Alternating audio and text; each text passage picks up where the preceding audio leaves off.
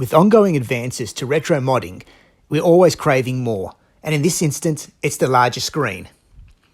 The original mods were the 2.2-inch backlit screen, then progressed to the 2.45-inch backlit screen, and finally the Q5 2.6-inch backlit screen, which was more than adequate for most gamers. However, we've recently been putting Nintendo DS Lite internals into Game Boy shells and utilizing the 3-inch backlit screen. So our thirst for modding and creating ridiculous Game Boys continues. We had a thought. What would be the largest LCD screen that could fit in a Game Boy Color shell? After some searching, we decided to stick with the DSi XL 4.2-inch backlit screen. Previously, we utilized the 4.2-inch backlit screen in a Game Boy DMG mod, and that was fairly difficult, so fitting it into a Game Boy Color would be almost impossible. So after a lot of planning and measuring, we knew that we had to trim the shell dramatically. The first step involved cutting out the original screen bezel from the Game Boy Color shell. We then had to retain the bottom half of the shell where the directional keys fit, as well as the top thin slither at the top of the screen bezel. This would ensure that the LCD edges would stick out on each side of the Game Boy shell and hold it as a structure in place. We also had to trim the inner workings of the shell to fit the bottom half of the LCD screen, as well as trim out part of the directional key housing. The top half of the screen bezel also had the same treatment, machined out so the top half of the LCD screen would fit in place securely. As the build was another prototype and being experimental, we decided to use leftover junk parts which we retained in our warehouse. In this instance, we used Zypher's directional keypad for a Game Boy Color. We also had to significantly trim out the top of the directional key so that it wouldn't latch with the LCD screen.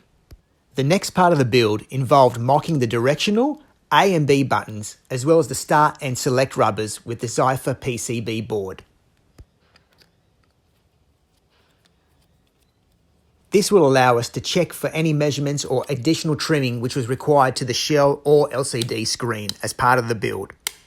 It soon became evident that the shell does require additional trimming and the stainless steel housing for the LCD screen would have to be removed.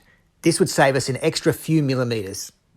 The next part in the process of this build involved soldering directional keys, as well as A and B and start and select button wiring, as well as mounting and soldering the speaker. We then set our attention on the rear half of the shell, grinding out any unnecessary brackets and battery compartment. We also decided to mount larger 8mm trigger buttons on the rear of the shell, as well as adding a USB-C charging port, as well as closing off the original Game Boy Color cartridge slot, as we'd be using DSi internals. Once happy of the fitment of the DSi internals, we decided to cut out a cartridge slot on the left-hand half of the shell.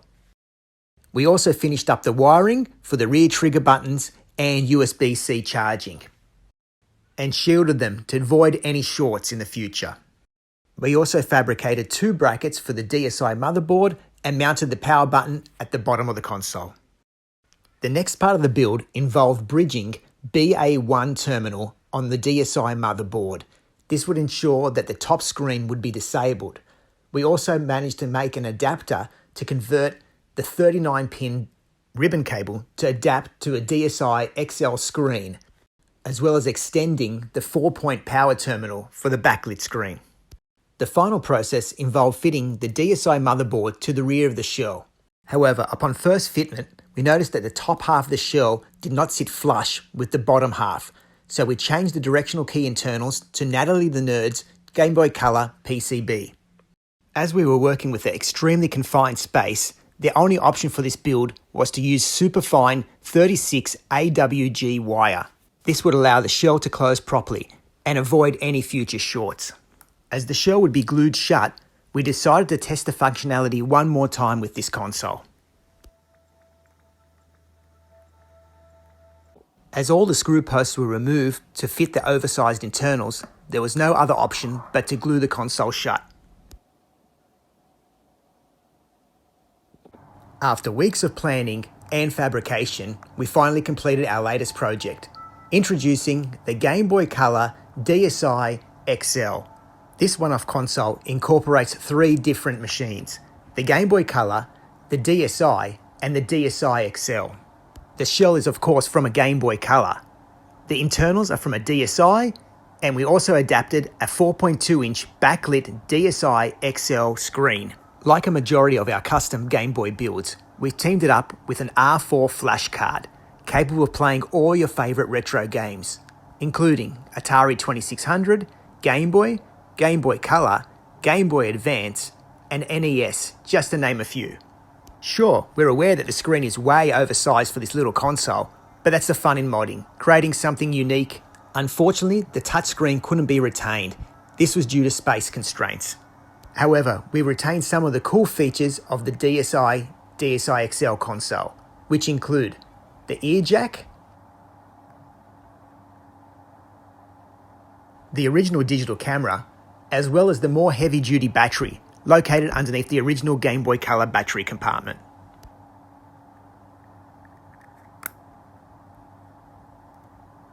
On the left-hand side of the console, we added a more modern USB-C charging port and retained the original DSi cartridge slot. The original power button was replaced with a more modern tactile power button located at the bottom of the console. And as previously mentioned, we were able to retain the digital camera from the DSi console, which we replaced in lieu of the cartridge slot. Overall, we're extremely pleased on the finished product of this console. We're aware that the oversized 4.2-inch backlit screen may not be for all gamers. However, we enjoy pushing the boundaries of modding Game Boys to show that anything's possible. If you enjoyed this video, don't forget to like and subscribe to our YouTube channel. We have plenty more unique custom consoles coming in the near future. But in the meantime, don't forget to check out our past crazy Game Boy custom builds.